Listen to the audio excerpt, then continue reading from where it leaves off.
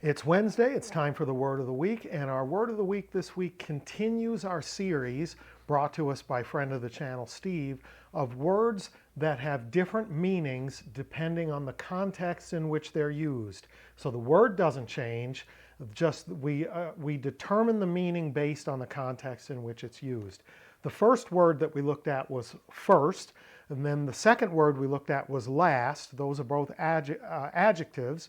And here what we're looking at is a verb. Let's have a look. Our word of the week this week is sozo, I save, or the infinitive form sodzane, to save. We're going to look at 5 quick examples, and you will clearly see that the context in which they're used governs how we understand the meaning of the word of the week. First up, Matthew 14:30. It's from the ESV with the Koine supplied, as are all 5 examples. But when he saw the wind, he was afraid, and beginning to sink, he cried out, Lord, save me. Soson me, soson me.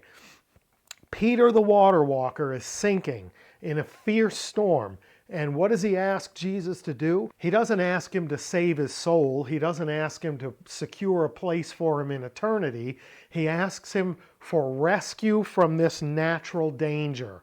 Drowning out in the middle of the Sea of Galilee in the midst of a fierce storm is a natural danger. And he's asking to be rescued from the natural danger, right? Not eternal salvation, not a spiritual matter. Save me from drowning to death.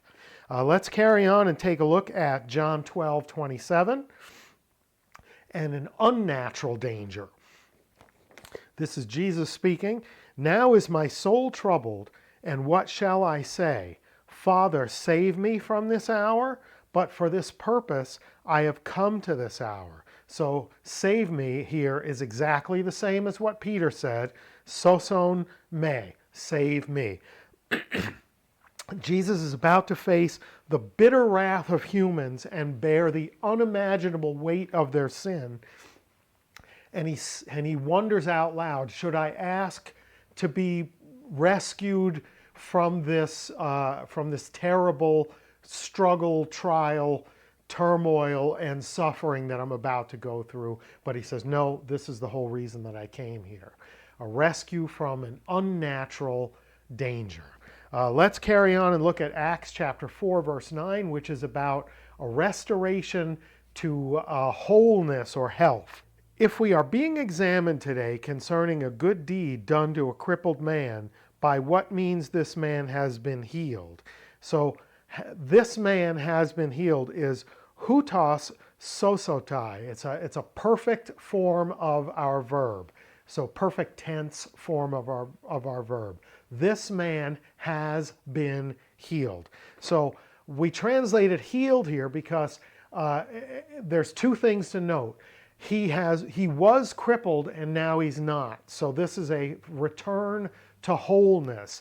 And we could have used the word therapeuo, which is another verb, like therapy comes from it, to heal, but that implies a process, medicine, a medical procedure. But that's not what happened here. This man was miraculously delivered, rescued out of a condition that there isn't any medicine for. He was crippled and now he's not.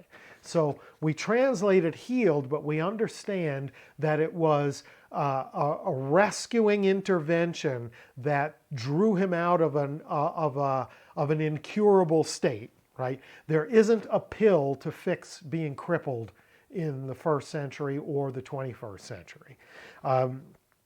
So carrying on, we go to Hebrews chapter 7, verse 25, and we get to eternal salvation.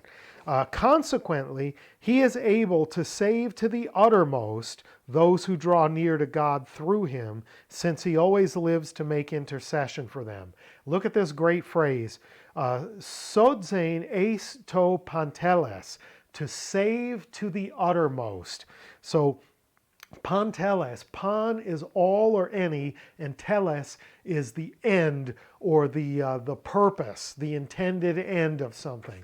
So he's able to save to all or any end those who put their confidence in him, put their trust in him, their faith in him, who draw near to God through him.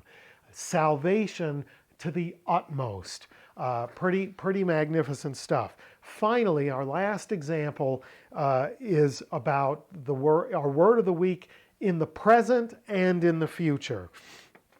This is Luke chapter 9, verse 24. For whoever would save his life will lose it. And would save here is sosai. But whoever loses his life for my sake will save it. And will save it is sosai. So the one who should try to save, sosai, will save in the future, sosai, by means of putting their faith in this one who is speaking, Jesus making the statement. Actions today to affect eternity. Sounds a lot like the most recent episode of Koine Corner. So we have one word, sozo, I save, sodzein, to save. It's a verb, but depending on how it's used, it can be rescue from natural danger, rescue from unnatural danger, restoration to wholeness from a crippled state. It can be eternal salvation, or it can be acting to save yourself today so that in the future you'll actually be saved. Pretty great stuff. It occurs a lot in the New Testament. Go and look at some other examples and see what you find. Steve, thanks for this great subject of words that have different meanings based on the context in which they're used. We'll do another one next week. I don't know what it'll be yet, but we will do so. Until then, please like, share, subscribe, tell a friend, leave me some feedback in the comments. And until we see each other again, Charis Kairene Humin, grace and peace to you.